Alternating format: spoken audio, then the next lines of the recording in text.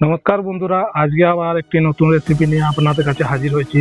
আজকের রেসিপি সজনে ডাঁটা और সোয়াবিন আলু বেগুনের। তো বন্ধুরা, আজকে কিভাবে আমি এই সজনে ডাঁটা সোয়াবিনের যে রেসিপিটি কেমনভাবে তৈরি করছি সেটা আপনাদের কাছে তুলে ধরেছি। তো দেখুন, প্রথমে ছোট ছোট করে সজনে ডাঁটাগুলো কেটে নিয়েছি আর আলু ছোট ছোট কেটে নিয়েছি, ওপর আমি সিদ্ধ করতে দিয়ে ফেলেছি। তো সিদ্ধ করার সঙ্গে সাথে সাথে আমি বেগুন কেটে নিলাম। বেগুনগুলি সিদ্ধ করতে দিইনি, কেননা বেশি সিদ্ধ হয়ে গেলে গলে যাবে, এই জন্য বেগুনটি আমি সিদ্ধ করতে দিইনি। দেখুন, এগুলো আমি ঢাকনাটা খুলে দেখেছি। এখন আলু আর সজনে ডাঁটা এখন সিদ্ধ হয়নি। তো তার সঙ্গে আমি একটা গোটা পেঁয়াজ দিয়েছি কেটে। পেঁয়াজটা আমি যখন এর মশলাটা কষবো তার সঙ্গে পেঁয়াজটা আমি দেবো, তো তাতে এর ঝোলটা যে হবে গাঢ় হবে। এর জন্য আমি পেঁয়াজ, বিলাতি এসব সেদ্ধ করতে দিয়ে দিয়েছি। আমার সিদ্ধ হয়ে গেছে অলরেডি।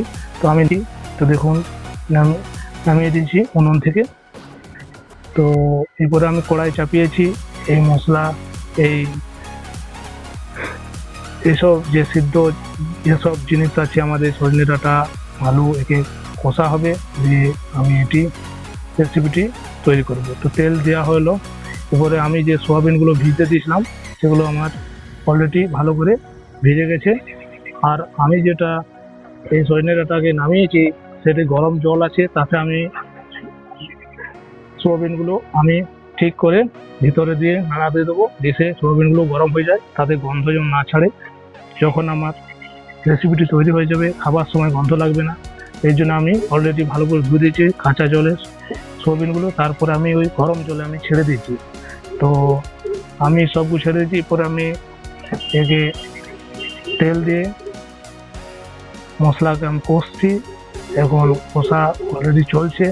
এরপর আমি যে গরম জলটা আছে ঠান্ডা হয়ে গেছে, এরপর আমি একে পাশিয়ে নেবো। দেখুন, সোয়াবিনগুলো আমি গরম জলে নেড়ে দিচ্ছি, এসে গরম হয়ে যায় একটু, আর মশলা কষা হচ্ছে তার সাথে সাথে। এসে পেঁয়াজটা যেটা দিয়েছি সেদ্ধ পেঁয়াজ, সেটা তার সঙ্গে কষা হয়েছে। আমাকে কাঁচা পেঁয়াজ আর মেশাতে হয় না, সেদ্ধ পেঁয়াজ দিয়ে দেবো। টমাটোটা সিদ্ধ হয়ে গেছে, এতে আমি দিয়ে দিচ্ছি। আগেই গ্রেভিটা তৈরি করে নেবো। দেখুন, আমি জলটা পাশিয়ে নিচ্ছি, গরম জলটা।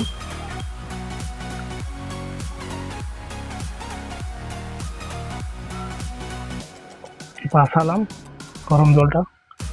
এরপর আমি এই সব সেদ্ধ জিনিসগুলো কড়াইয়ের মধ্যে দিয়ে দেবো। দেখুন, আমি দেওয়া হয়ে গেছে, আমার ঢাকা দিয়ে দিয়েছি, মশলা দিয়ে কষে দিয়েছি। দেখুন কত সুন্দর কালার এসেছে। আর এরকম যদি আপনি রেসিপি তৈরি করেন, ভাতের সঙ্গে খেতে খুব মজা, এবং বেশি ঝোল হবে না, এবং গাঢ় ঝোল করতে হবে। খুব দারুণ, খেয়ে দেখবেন এইভাবে যদি রেসিপি তৈরি করতে চান। তো এই পদ্ধতির রেসিপি তৈরি করতে পারেন আমার রেসিপি দেখে। তো রেসিপিটি কেমন হলো সেটা